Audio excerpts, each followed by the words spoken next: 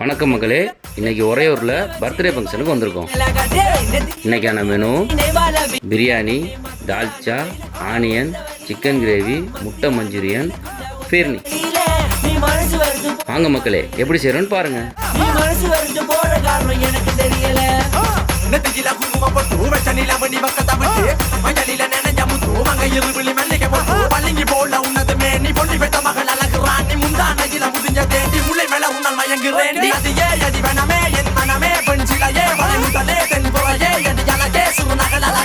சிந்தாமணி எனக்கு சேவல் கொடினா